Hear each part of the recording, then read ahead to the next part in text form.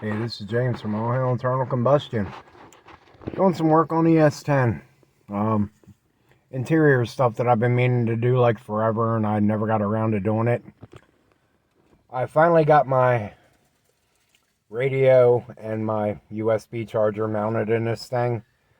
I had the radio kind of hanging out in the old bracket.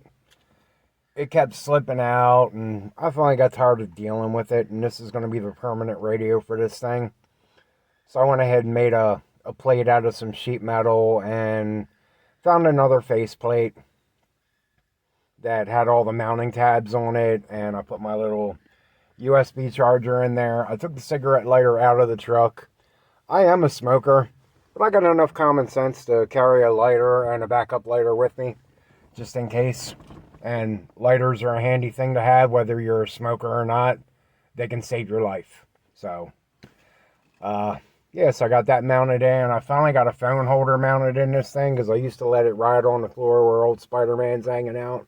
And it was really hard to get directions with it down there, and it was always in the wrong way with the sun and all that. So next thing I'm going to do to this thing is put a tach in it. I picked up a Bosch 2 5/8 tach. Don't need nothing too big. It's not a race truck. I don't need to show off. I don't need shift lights or any of that happy crap. And even if it was a race truck, still don't need a shift light because I got eyes that can pay attention to things. So I'm going to go ahead and put this in there. And I was thinking, when you're putting a tachometer in your vehicle, you need to figure out where you can put it. Can't put it there because my knee's going to hit it. Got the phone holder there, so I can't put it there. Putting it on top of the dash just kind of screams, I got a wannabe race car, unless that's the only place you got for it, and then do what you need to do. I was kind of hoping I could weasel it into where my old light switches were, but the tach is too big. I was also thinking about maybe mounting it on the side over here, but that doesn't make sense. So back to the old standard location, wrapped around the steering column with a big hose clamp. So that's where that's going to live. And that'll give me access to get my 4 wires back behind the dashboard.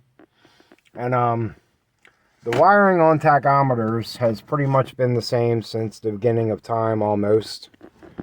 Your green is going to go to your negative of your ignition coil. Now, you got a lot of cars now that don't use a single ignition coil. They got multiple coils. I have no idea whatsoever how to hook a tach up in them. I don't deal with those cars. I don't own one. So if you got one of them, you need to figure out how to hook a tach up. I assume there's a tach lead someplace, and you're going to have to find your own. But this one goes to the negative of the coil, the green wire. Your black wire, of course, is a ground. Your white wire is for nighttime illumination. Your red wire is to switched power. You do not want to feed this thing power all the time. It has to be when the key is in the on position. Because if you put this thing to full power all the time, you will burn your tach up in no time at all. Some of the things that came with it came with its own happy little bracket. And it came with, I call these things vampires. They're crimp-on BS wire connectors that hacks use. I mean, I could understand using one of these if you had an emergency on the side of the road or something, but when you get home, you're going to have to fix it, and tearing into the insulation of wires just really is never a good thing. It's best to use, heat shrink, solder, whatever else you got. Don't use these things. They always lead to problems down the road. So the first thing that's getting thrown away is these 2 pieces of junk. They should never even include them in a kit. And oddly enough, this thing came with a couple ring connectors. I could see having one of those for a ground. I can't see a logical purpose to having the other one unless you got like an old school coil that you would put a bolt onto to keep it onto your coil. But a lot of times more modernish vehicles have a tach lead wire coming off that would take a male connector. And of course it's got your little happy nuts and bolts and stuff like that, and I'll be using some of that, but those vampires have got to go. So first thing I'm going to do is run in and try and find a clamp that's big enough to hold that thing onto the steering column.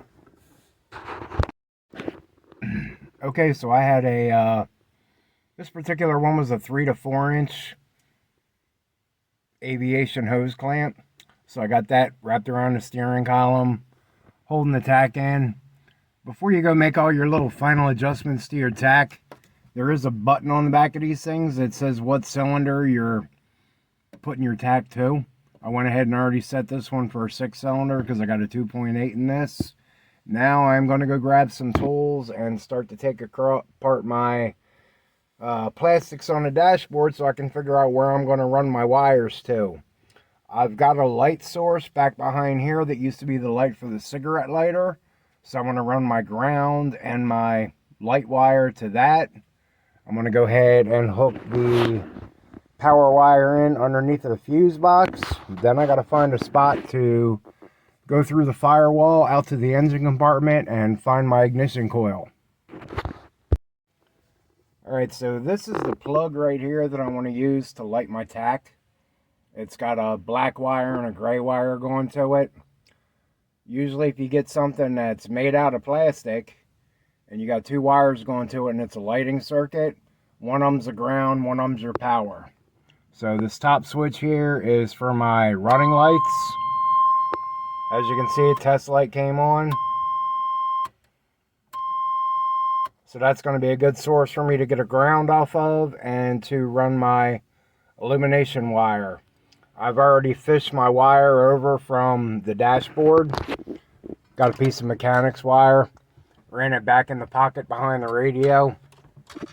Found my wires, taped them off, pulled them up so I can go ahead and get this cut and soldered and put together and get the radio back into it, which I just put back into it yesterday. Yay.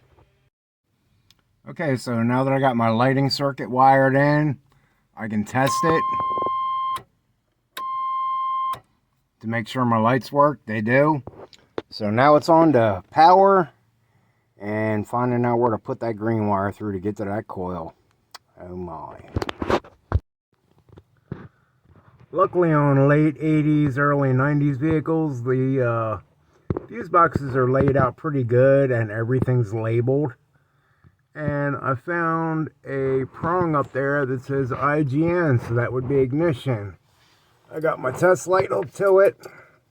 Turn the key.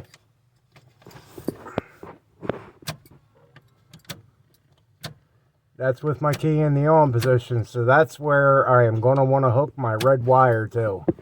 So I got to go find a spade terminal and get that soldered on and get that plugged in, then we're down to the green. This is my ignition coil on the 2.8 91S10. See the green wire, that's coming from the tachometer. I've got that looped underneath this electrical plug here just to test it. And it's going to be going to the terminal. If you're facing the back of the vehicle, it's going to be the terminal on the right hand side, the white wire. The pink wire is hot. You don't want to go there. You want to go to a ground wire, which is the white wire.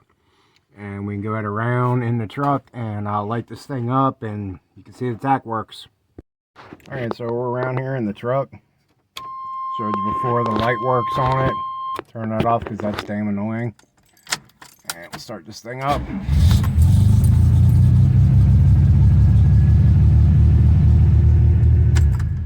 And we have tach. I'll clean that green wire up and find a better way to mount that into the white wire of the coil. I might splice it and use liquid electrical tape to seal it up. But that's pretty much it for the tach install. Not too hard to do. If you got an older car, it's going to be easier because you got room under the dash. If you got one of these plastic era vehicles, you're going to have some fishing to do and figuring out. But putting the tach in isn't a big deal. Easy upgrade. I probably got about an hour into it altogether. So that's something you guys want to do, go ahead and tackle it. It's really not that hard. It's been James from All Hail Internal Combustion. Like and subscribe. We'll see you on the next one.